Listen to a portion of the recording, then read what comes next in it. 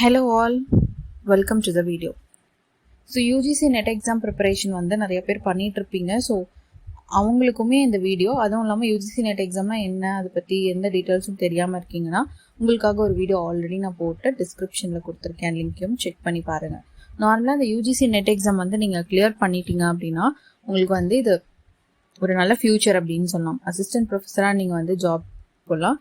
அப்புறம் வந்து ரிசர்ச் அசிஸ்டண்ட்டாக நீங்கள் போகலாம். அதாவது நீங்கள் என்ன சப்ஜெக்டில் கம்ப்ளீட் பண்ணியிருக்கீங்களோ அதுக்கு ரிலேட்டடாக ரிசர்ச் அசிஸ்டண்ட்டாக போகலாம். பிஹெச்டி போட்டிங்க அப்படின்னா ஸ்டைப்பனோட உங்களுக்கு வந்துட்டு பிஹெச்டியும் நீங்கள் போட்டுக்கலாம்.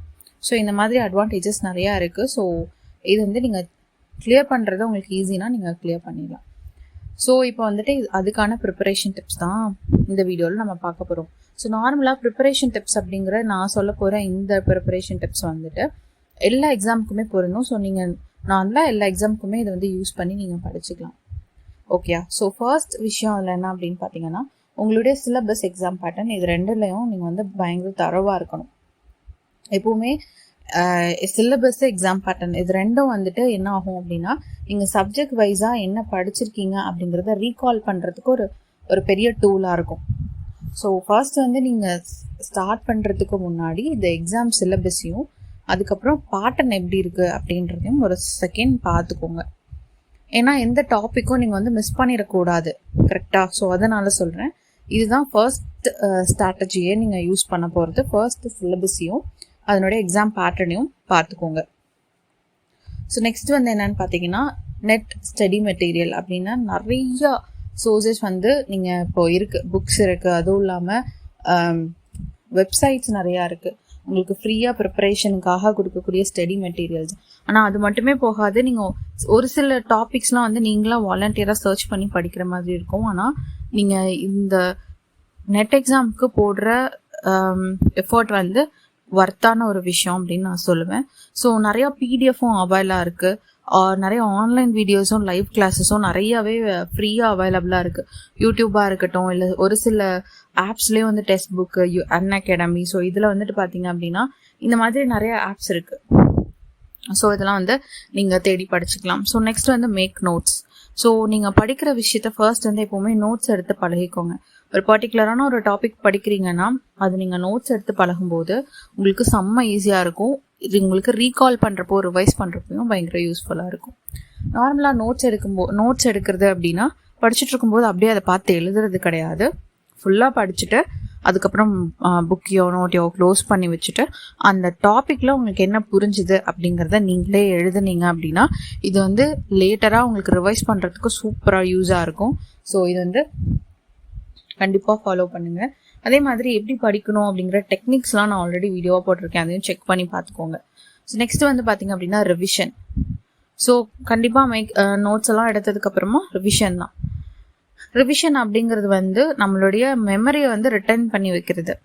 அதாவது ஏதோ ஒரு பக்கத்தில் போய் அது வந்து சேர்ந்துருக்கும். ஸோ அதை வந்து கொஞ்சம் ரீகால் பண்ணி எடுக்கும்போது நமக்கு வந்து அது எல்லாமே வர்றதுக்கு வாய்ப்பு இருக்குது. ஸோ ரெகுலராக நீங்கள் படித்தது வந்து ரிவைஸ் பண்ணிகிட்டே இருங்க எக்ஸாம் முடிகிற வரைக்குமே.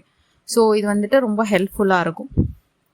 ஒரு பர்டிகுலர் டாப்பிக்கை நீங்கள் வந்து ரொம்ப நாளைக்கு ஞாபகம் வச்சுக்கணும் அப்படின்னா இது வந்து ஒரு எஃபெக்டிவான வே அப்படின்னு சொல்லலாம். ஸோ அதே மாதிரி பார்த்தீங்க அப்படின்னா நெக்ஸ்ட் வந்து டைம் மேனேஜ்மெண்ட். டைம் மேனேஜ்மெண்ட் வந்து ரொம்ப ரொம்ப முக்கியம். நீங்கள் எதுவுமே படிக்காமல் போய் உட்காரும்போது என்ன ஆகும் அப்படின்னா கண்டிப்பாக உங்களுக்கு தெரியும், நமக்கு வந்து ஒரு 10 கொஸ்டின் அட்டென்ட் பண்ணோன்னே சிஸ்டம் பார்த்துட்டே இருக்கும்போது கண்ணெல்லாம் வலிக்கும், சோம்பேறித்தனமாக ஆயிரும். நம்ம ஸ்கிப் பண்ணி ஏனோ தானோ வந்தால் வருது வெரைட்டி போகுதுன்னு நம்ம வந்து படிக்கலான்னு தான் சொல்கிறேன். ஸ்கிப் பண்ணிட்டு போயிட்டே இருப்பீங்க, அதாவது டக்குன்னு ஏதோ ஒரு ஆன்சரை பிக் பண்ணிட்டு போயிட்டே இருப்பீங்க, கரெக்டாக? ஆனால் சப்போஸ் நீங்கள் வந்து ப்ரிப்பேர் பண்ணும்போது இந்த டைம் மேனேஜ்மெண்ட் அப்படிங்கிறது ரொம்ப ரொம்ப முக்கியம். ஓகே, ஸோ எக்ஸாம்லேயும் சரி படிக்கும்போதும் சரி டைம் மேனேஜ்மெண்ட் அப்படிங்கிறது ரொம்ப முக்கியம். ஒரு ஸ்டெடி டைம் டேபிள் அப்படிங்கிறத போடுங்க.